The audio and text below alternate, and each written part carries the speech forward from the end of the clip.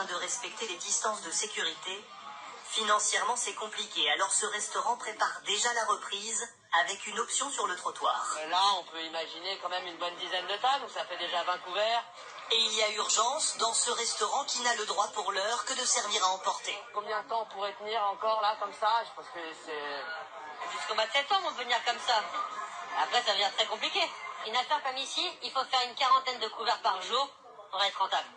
Si on les fait pas, c'est même pas la peine d'ouvrir. Interdire certaines rues à la circulation pour y installer des terrasses. Autoriser ces terrasses jusqu'à 23 heures, avec négociation quartier par quartier pour limiter les nuisances sonores. La ville de Paris prépare un plan d'attaque où pour 1 euro symbolique, les restaurateurs pourront pendant quelques mois coloniser les trottoirs parisiens. Mais attention, parfois plus facile à dire qu'à faire. Avec des difficultés comme des grilles d'aération de métro, on ne pourra pas mettre de table et de chaises, ni laisser le passage pour les piétons obligatoirement. On a aussi les aires de livraison. Donc je ne vois pas mettre une table et des chaises juste à côté des voitures qui circulent à 50 km/h. Ce responsable syndical accueille tout de même l'initiative favorablement, alors que sa profession craint des milliers de fermetures sur tout le territoire.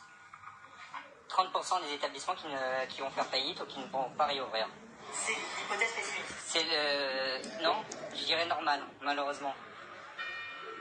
Alors que la capitale voit ce dimanche ses artères être à nouveau très fréquentées, et puisque l'Île-de-France est toujours en zone rouge, la municipalité promet bien des terrasses en plus grand nombre, mais sous surveillance et avec distance de sécurité.